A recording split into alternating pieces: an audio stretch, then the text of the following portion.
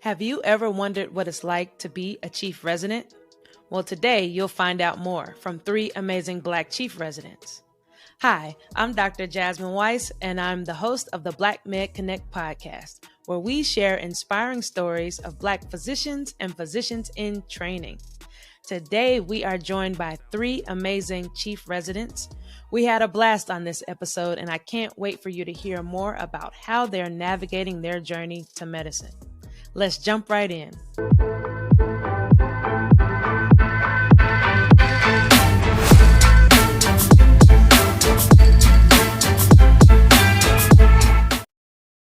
Hi, everyone. Welcome to the Black Med Connect podcast, affectionately known as the B-Med podcast. I'm your host, Dr. Jasmine Weiss, and the mission of this podcast is to share inspiring stories of Black physicians and physicians in training. I'm so excited. Tonight we have a fantastic episode for you all. We have phenomenal chief residents from different pediatric residency programs. Woohoo! We have Dr. Shenell Reynolds and Dr. Christel Wekon Kemini from UNC Chapel Hill Pediatric Residency Program. And we have Dr. Kristen Solomon from the Emory Pediatric Residency Program. How you guys doing? Wonderful. Excited. Happy to be here. Yes. This is really a vibe to have such melanated chiefs all on one screen. So. Yes. So if you all don't mind, could you share a little bit about yourselves and your upbringing and what inspired you to pursue medicine? Start off. So I am originally from the Hampton Roads area of Virginia. That's where I was raised. I was born in Boston, lived there for a few years before moving down to Virginia. And so I spent my childhood in Virginia, then went down to the University of Miami in Florida for college. And after graduating from there, I went straight up to Wake Forest School of Medicine in Winston-Salem in North Carolina for medical school. And then from there, transitioned over to pediatric residency at University of North Carolina, where I spent the past 3 years here, and then am now a chief resident here at Advocacy. And then I'll be going to for my pediatric nephrology fellowship. So really, really excited about that. That's just like my education in a nutshell in terms of just like a little bit more about myself and why I decided to go into medicine. So I'm the son of a nurse practitioner and a pharmacist. And so healthcare was kind of in my family, and my mom had always wanted me to become a doctor. And as the stubborn child I was, I always resisted.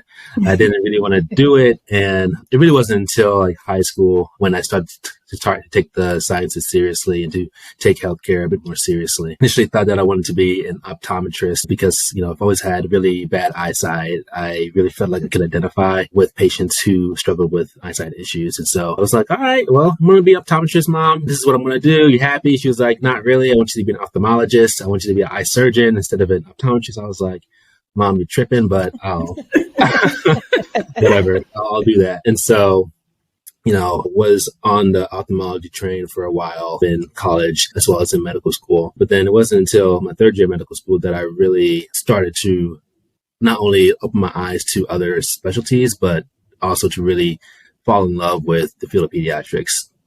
And so I, went through my pediatrics rotation in my 3rd year. I just really, really vibed with the people I was working with. I also loved the patient population, the patients in general that I was working with. I looked forward to going to my rotation every day, which was something I hadn't really done in any other rotation. There's just so much that I could do from like an advocacy standpoint, as well as just really advocating for, the patients that I was taking care of and just other like research aspects that I could get more involved in. And so ultimately decided to, change my trajectory from ophthalmology to pediatrics. And I haven't looked back ever since. And so, ultimately just really wanted to be able to not be helpless in the face of medical adversity. I had situations in my life where I had family members and friends really sick and not really being able to help them, which was another drive to go into medicine in general. And so just a little bit about me. Yeah, I love that. I mean, there's so much there, right? You talked about, the importance of advocacy. You talked about a little bit the way it's okay to change and transition and think you're going to do one thing and do another thing, and then really following your dreams and what fit for you, right? Finding that best fit, because, even though it was your mom's dream, you still morphed it into your own dream. So I love that. Thank you for sharing that. No worries. Yeah. Who wants to chat next? I I can go. Oh, okay. You can It's hard, right? Virtually, you can't read the room. So you're like, okay, so I don't want to interrupt.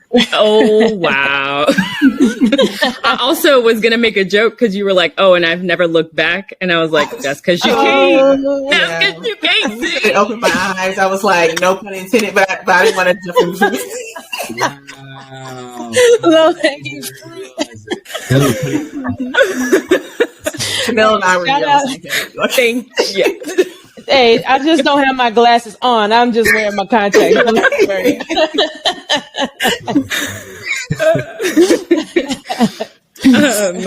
But hey, I'm Shenell. My story. So I come from some immigrant parents. They came from Jamaica. They had a bunch of kids there and then decided to move to New York and then had a couple more kids. So there's kind of a mix. We're first generation United States citizens, but I was born in New York at the tender gestational age of 28 weeks, which this plays into my career choice, and stayed there until I started middle school. This was like shortly after 9/11. And then my mom was like, I think we could leave. And so her job relocated to Texas. And since she had like a higher position, she had to go train some people. And she got to Texas and was like, the people are nice. It's a much cleaner place and you can get a lot more bang for your buck. So we stayed there and I liked it. It was a culture shock, but it was a nice kind of upbringing. And then I went a couple states out east and went to the Alabama State University, which is an HBCU in Montgomery, Alabama. And then I just went down the road to Auburn for medical school. And then I came up north to North Carolina. They say like North Carolina is like as far north as Southerners will go, but as far south as Northerners will go. And I think that holds true. Yeah. It definitely does. So I have some like aunts and cousins and family members that live in Raleigh. And so I had some family in the area, which drew me to it. And I have loved it. We joke because we talk about North Carolina so much during interview days that they call it the black hole, because people just get sucked in. They like really like it here and they just never leave. It's a little sticky. I do love it here and I could see myself coming back. But next year I will be joining Christel and Kristen at Emory doing neonatology, which I am so excited about. Oh, so excited. But my path to medicine, honestly, I think, I don't remember the day where that light bulb went off where I was like, yeah, I want to do medicine. I think it was something that I was interested in as I grew up, probably because I was in the hospital with my preemie lungs so much and at the doctor's, I was just exposed to it so much. So I always remember it being a possibility. But like Christel, like when I got into high school and had to start taking those science classes, I realized that I liked science a lot more than history. So I was like, maybe I should consider this. And then just kind of as I went on, that never changed. And so follow the path of medicine. And then in med school, I came in thinking pediatrics just because I like that patient population. I like the pathophys behind all their diseases. But I was that person like everyone else. And I was like, I'm going to give everything a try. I'll see. And then it just kept solidifying that I did not want to do any of those. No surgery, no medicine, just pediatrics. And then I'm here at UNC and I've loved it. What's interesting is that I actually joined the primary care track here at UNC when I started because I thought, I don't want to do any more training. I just want to get my 3 years in and be done. And here I am in a chief year pursuing fellowship. But again, that trajectory can change. What you think coming in you're going to do, you can find out that that is not your calling and that you actually really have the desire to do something else. And I feel like both for neonatology and for chiefdom, that was it. I realized that the mentorship and the ability to kind of just be ingrained in academic medicine and medical education and all of that you get from being a chief spoke to my heart. But then even neonatology, I feel like it encompassed the best of both worlds and that I get some of the acuity, the hands-on procedural stuff, but also my babies are there forever and I get to see them grow and develop and all those things. So it's similar to primary care with some continuity as well. So that is my story.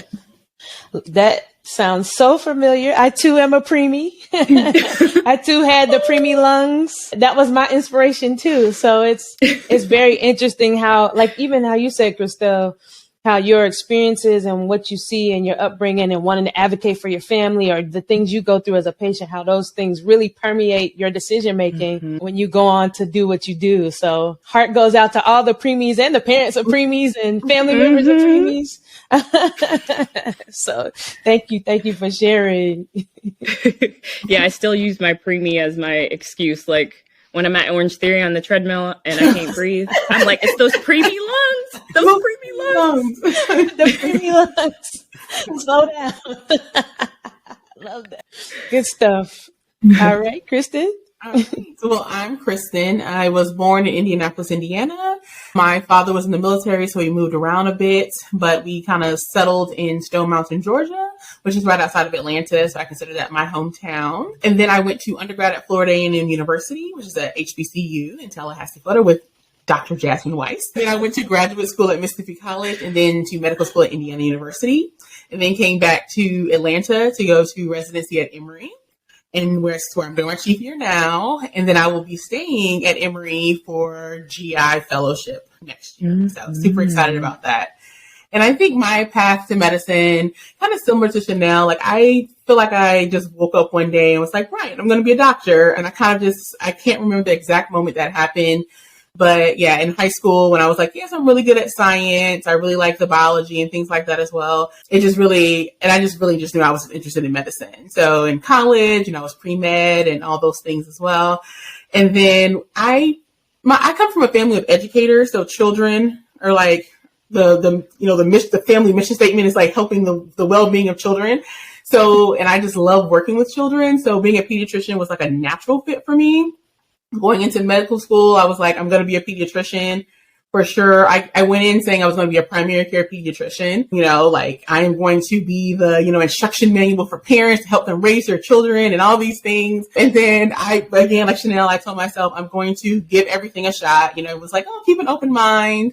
And I was like, I will, but I know it's going to be kids. And I did enjoy pretty much every rotation in med school. I really did enjoy everything, but pediatrics really was still far exceeded everything else. So I entered the world of pediatrics.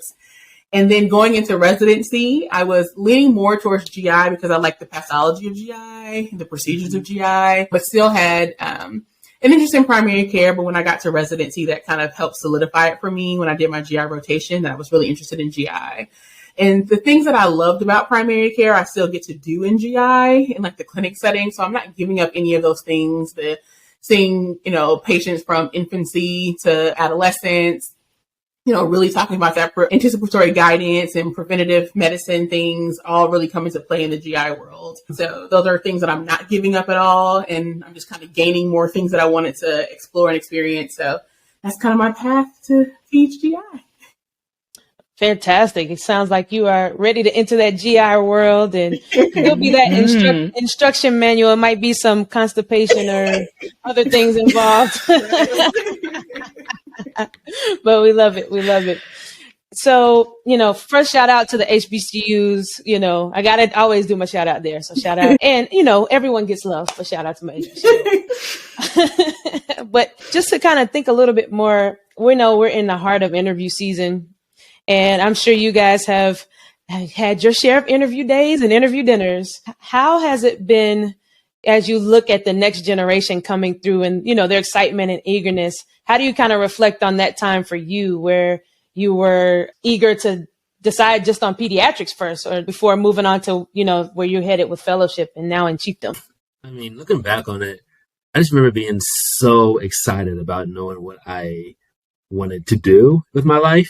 And just being ready to get started and become the doctor that I've worked so hard to become and that so many people have supported me to become. And just to make not only myself proud, but others who believe in me proud and to really, help start to take care of, the next generation of people who are going to be, taking on and leading this world in the future. I just had like a lot of emotion that came with not only deciding on pediatrics, but then once I got my medical degree and I was going into intern year, it was just a lot of like anticipation, some nerve, definitely a little bit of anxiety and just some nerves because, now that I had this degree, I was expected to act a certain way, expected to know my stuff and really expected to essentially be the doctor that everyone expects you to be when you have that white coat or that stethoscope or have the MD or DO behind your name. And so definitely felt nervous, but also excited, eager, just ready for the next step in my life. And just also excited about the fact that there were so many opportunities that lay ahead of me. I could really start shaping my career in whatever I wanted to shape it in, being able to really understand not only the pathophysiology and the physiology of various aspects of the human body, but also how to go about tackling that in a very practical way. And while dealing with family dynamics, and also while dealing with the fact that my patients are going to be kids who, have their own worldviews and have their own thought processes, and they interact in a certain way. So trying to adapt to that in a dynamic fashion. Just overall, honored, blessed, excited, and really being a minority, a Black male physician in this world, in this country, being one of the faces of that people can look up to and people can see and be like, wow, like, he's doing it. Like, if he can do it, there's no reason I can't. And so all of that, just those are the things that I think of when I reflect back on, going into intern year and deciding on pediatrics. I'm going to say something similar. It's like they have a new energy. They come in and they're excited and they're passionate. And I think being on the other side of the camera as they're talking to us and, going through the interview day, it brings me excitement, but also makes me very proud because I remember being in their shoes. I remember being nervous, feeling like, I didn't know what direction I was going, but also not seeing people that looked like me or, being around people that I felt like could relate to me. And so being able to be in the position where we can show them diversity, we can show them that, like, at the end of the day, you may not know what you're doing now and you have time to figure it out, but like, you can be successful. You can make it to that next step. I think that is kind of, I don't know, it's undescribable, the feeling that you get just from, like, you remember the struggles, you remember not knowing, you remember not having that inspiration at times to then be on the other side of things like, wow, I actually made it, but then now I can help others kind of come up and make it too. I think that's been really great about interview day. Yeah, I think for me, I think back on it and I was, of course, very nervous, super anxious. Like, am I going to end up at the right residency program? Am I going to, I think I'm a great candidate. Am I going to be the person that they thought they were getting when they got me? All those things that kind of like flood your brain. Like, you're super excited and then you're like, okay, wait, I'm actually a doctor and I match somewhere. I'm actually my number one where I really want to go. Like, I hope they're going to be happy when I get there and all those things. And, but then you start doing it and you realize, like, you really are, like, you have learned the information. You are ready to start, like, all those things you're excited about. And I always kept in mind when I was, like, had the hard days, the longer days, like, I always thought about what my end goal was and kind of like the community I wanted to serve, my patients, my thinking about my family, all those things are what really inspired me and kept me going. So when I'm talking to applicants now or like med students now, I know it just feels like everything feels so far off, but it really does go by fast. So you really have to enjoy the moment. And also, like, just keep in mind what your passions and your goals are. And like, when you're having a hard day, just kind of focus on those things and just remember each day that, like, we are doing amazing things. Like, we are practicing medicine every day, and even things that feel routine are not routine for a family that's hospitalized. Like, this is their first time in the hospital. Like, yes, you're in the hospital every day, but for them, it's their first time. And just that kind of interaction you have with people, it's like an amazing and it's an awesome experience, and just not to forget that. Yeah, I mean, you all bring up such great points. That concept of we're in the hospital every day as residents and attendings. So it's very mundane. The clinical setting is very mundane, but to a patient, this is like a new world. To families, it's a new world. So, I mean, that's just such a huge point that not to take it for granted. And then, like you all mentioned, just being role models now. I even look at you all. I'm not, fair warning to all our listeners, I am not that much older here. Okay. We're all about the same. But even seeing you all thrive and now be chiefs, I remember when you all were right there coming into residency, just a little behind me. So it's just an amazing experience to watch the evolution of people. And as you grow and blossom, and as I feel like I still continue to grow and blossom too. So just for our listeners who don't know this, that African Americans only make up 5% of all physicians. So to Christel's point about feeling like if you can do it and showing others that you can do it, like Shenell said, it's something that It makes me very proud, and I know it makes you all very proud as well. Yeah. So I was going to say, and Kristen, she touched on a point too, like the sense of imposter syndrome. Mm-hmm. Like, I feel like it is so much more. Sorry, yeah, my Alexa is going off in the background, of course. Alexa, be quiet. She's trying to join too. But that sense of imposter syndrome, I think, even takes on a different identity when you're a minority, because it's not only like, oh, do I know enough? Am I smart enough? Have I learned the things that I need to know in order to be that doctor? But it's also like, how do I put this? Can I show my Blackness, right? Like, can I be my real self, or do I have to be this picture of what they think I should be, which may or may not be like genuinely me? So I think that was like another point to this kind of transition is like, you know, you have an imposter syndrome of like, academically, do I know the things that I need to know to perform well and be the best doctor? But on the other side, am I showing myself the way that they assume I should be showing myself? And it's like that.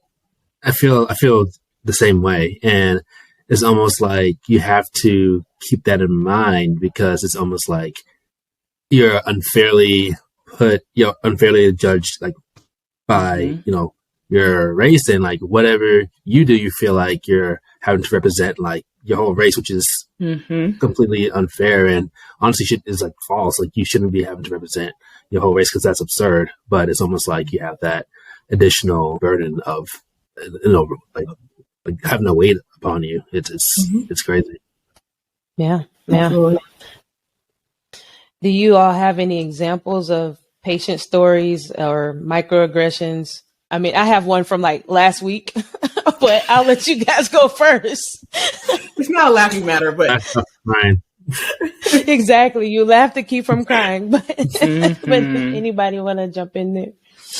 I mean, I want to say like generically, like I think things that a lot of Black physicians experience, you know, people not, when you walk into the room, not knowing your role, or kind of assuming you're of a lesser role or a different type of role than the physician walking in, or like looking to other people in the room who are not Black, you know, kind of to see if they can kind of confirm your answer, things like that I've experienced. And then just also just, you know, hearing microaggressions or just things towards patients or people around you can be, of course, very challenging, because, you know, you know, we are trained to be like upstanders and things like that. So you want to say things and like address it. But sometimes, especially when you're early in your training, it can be a very difficult position to be in when you want to correct an attending, or, you know, the nurse at bedside rounds or things like that. So just kind of knowing like, I want to represent, but, you know, when you say something, you know, everyone's going to kind of turn to you and like, oh, she feels that way, but, you know, she's being overly sensitive. You worry about those things, but knowing that, you know, it's our duty and our obligation to kind of stand up for our patients and like to change the face of medicine, not just by being in the room, but by being that voice in the room as well. So I think I like to think about that when I'm making that decision to like speak up. It's like, I'm here for a reason. So, and this is why I'm here. Mm-hmm. For our audience, can you share what upstander means? Yeah, so an upstander, so people know about like the concept of being a bystander, so basically being someone who's around when they witness a microaggression. But being an upstander changes from just a passive to more of an actionable like thing to do. So when you hear a microaggression, what is your steps that you're going to take to actually address it in that moment or even after the moment? So not just being a bystander, but actually standing up for your colleagues, your patients, those around you, is what being an upstander is. Yeah. I love that. A lot of individuals are being trained, and institutions are now implementing trainings around being upstanders.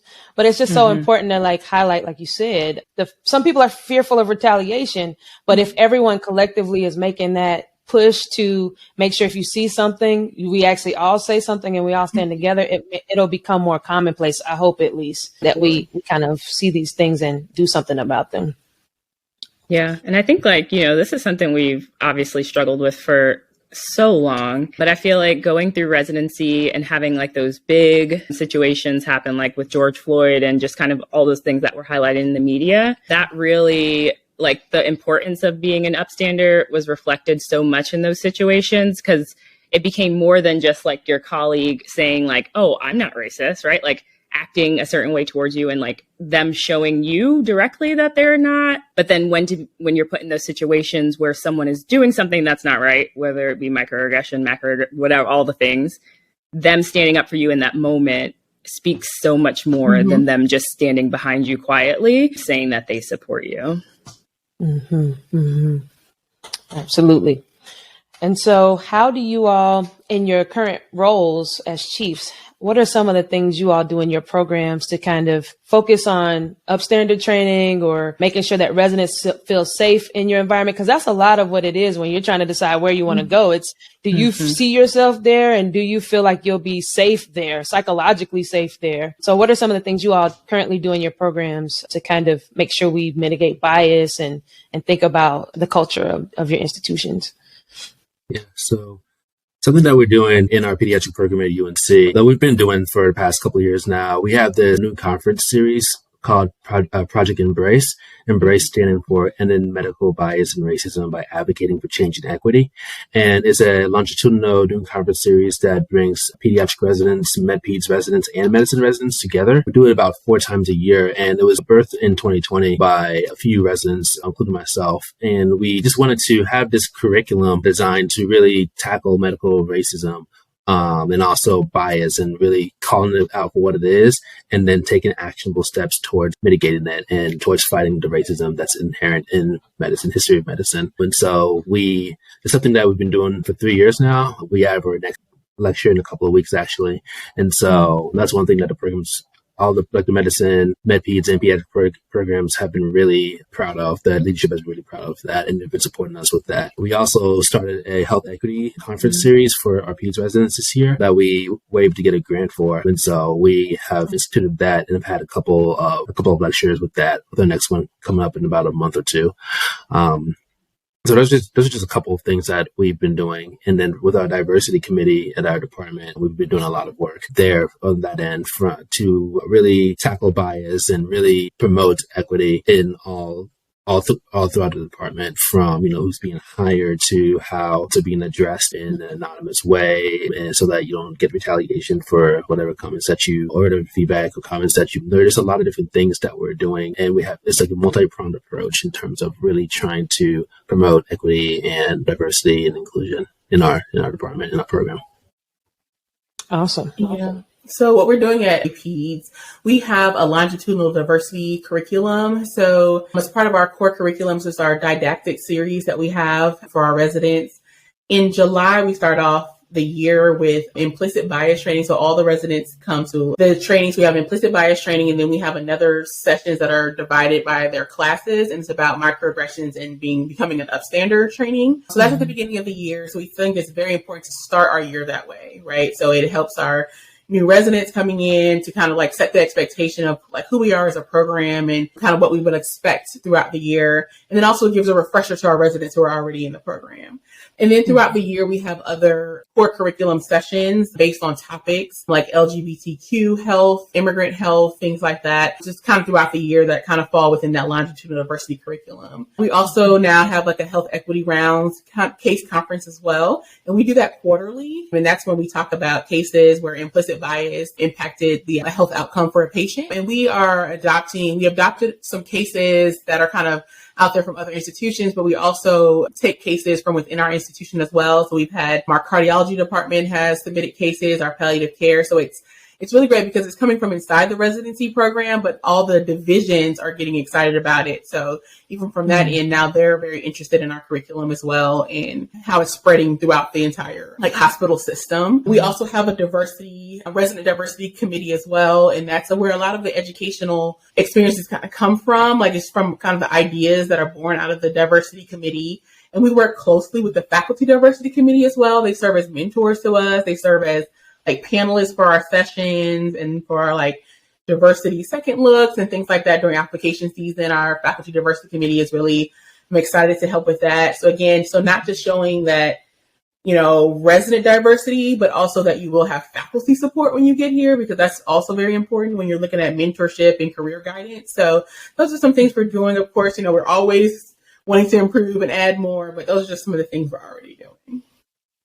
Yeah.